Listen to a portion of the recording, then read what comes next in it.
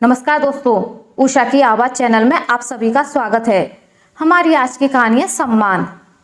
कराते हुए शशि कमर पकड़कर बैठ गई। क्या हुआ माँ? ये क्या, तुम कपड़े का टब लिए यहाँ वहां से कपड़े इकट्ठे कर रही हो? पता है ना तुम्हें, ज्यादा झुकने पर कमर दर्द की समस्या हो जाती है, दीपा ने शशि से कहा। शशि वहीं पास में रखे काउच पर लेट गई। दीपा जल्दी से जाकर दवा लेकर आई और शशि को लगाकर आराम करने की हिदायत देकर खुद कपड़ों का टब ले जाकर मशीन के पास रख आई। माँ, ये सब क्या हाल बना रखा है? तुम बोलती क्यों नहीं हो किसी को कुछ? बीमार पड़ने का शौक है क्या तुम्हें? दीपा प्यार वाला गुस्सा माँ से कह रही थी। बेटा, ये सब काम मेरे ही है ना, तो और कोई कैसे करेगा? शशि ने कहा। माँ, ये सब आदत की बात है। जब तक मैं घर पर रही तुमने सब कुछ हाथ पर लाकर दिया, हमें भी आदत हो गई।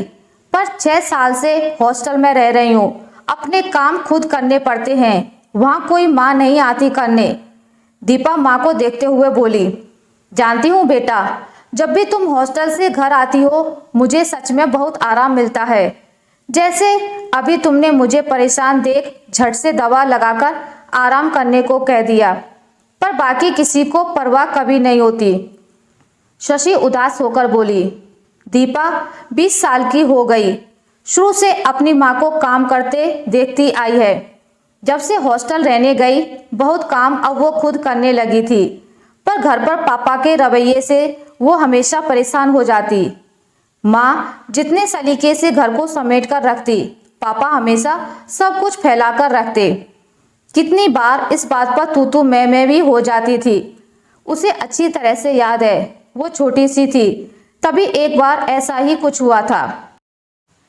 तब दादी उन लोगों के पास आई हुई थी।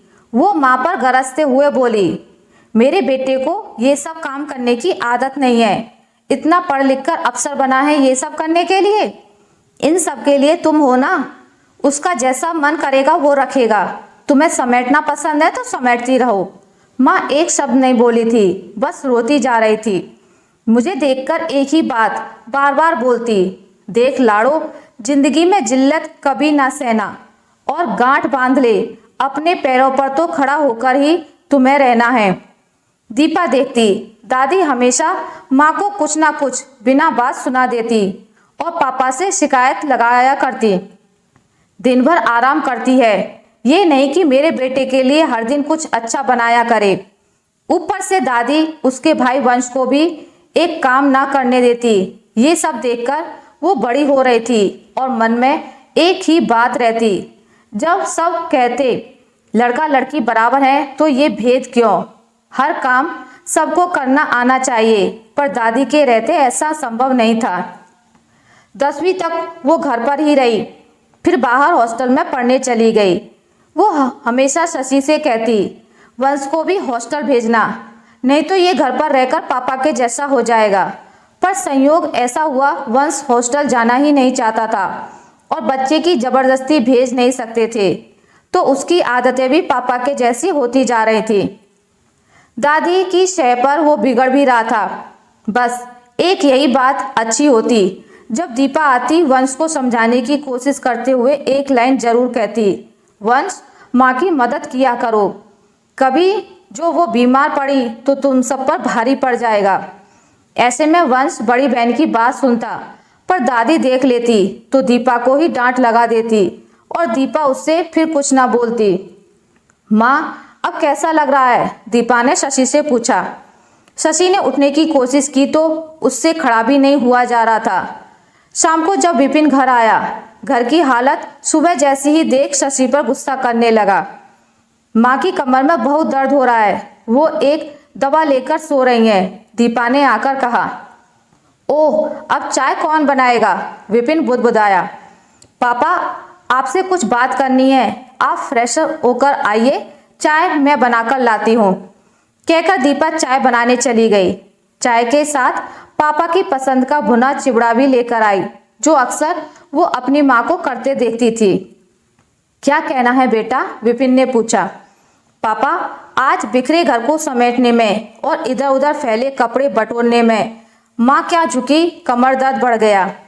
मुझे तो अच्छी तरह याद है, ये तकलीफ उसकी पुरानी है, फिर भी नज़रअंदाज कर काम करने में लगी रहती है। अभी 2 दिन ही हुए हैं हॉस्टल से आए, माँ को आराम करते हुए तो नहीं देखा। कुछ ना कुछ करती ही रहती हैं। आप ऑफिस चले जाते हैं, वंश कॉलेज कोचिंग में लगा रहता है। अगर पीछे से माँ को कुछ हो गया तो? वैसे तो सबसे ज़्यादा आपके बिखरे सामान समेटती हैं। आपके कपड़े ही बिखरे रहते हैं, शर्ट यहाँ, पैंट वहाँ, तौलिया कहीं, रूमाल मोजे सब इधर उधर। माँ ने जब लॉन्ड्री बैग रखा है तो उधर कपड़े रखने में क्या हर्ज है? थोड़ा आपको भी समझना होगा पापा, वो आपकी बीवी है, घर की नौकरानी नहीं। आप सब तो उसके साथ ऐसे करते हैं जैसे वो काम वाली बाई हो। दादी भी कभी अच्छे से बात नहीं करती। जब पति इज्जत ना करे तो किसी और से इज्जत मिले ना मिले क्या फर्क पड़ता है?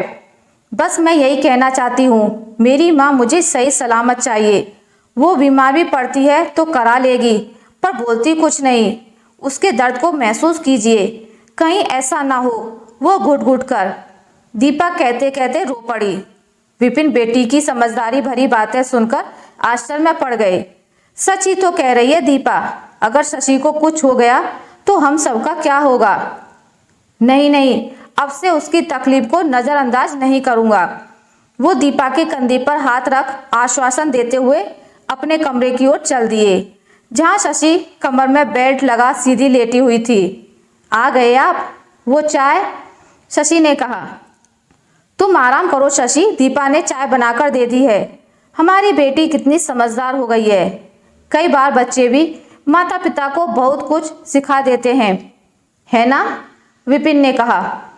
शशि समझ गई, बेटी ने आज पापा की क्लास ले ली है। उस दिन के बाद से विपिन में बदलाव की शुरुआत हो गई। वंश भी माँ की मदद करने लगा था। दीपा 1 महीने बाद हॉस्टल चली गई, पर अपनी माँ के लिए वो पिता की नज़रों में सम्मान जगा गई। वंश बता रहा था, दादी जब आई पापा को काम करते देख कुछ बोली तो पापा ने कहा, ये मेरा काम है माँ। उसके बाद से दादी कुछ नहीं बोलती है। आशा करती हूँ आपको मेरी आज की कहानी अच्छी लगी होगी। अगर आपको मेरी कहानी अच्छी लगी है तो इसे लाइक करें, ज़्यादा से ज़्यादा शेयर करें, और अगर आप मेरे चैनल पर नए हैं तो इसे सब्सक्राइब करना ना भूलें। मिलते हैं एक नई कहानी के साथ, तब तक के लिए नमस्कार।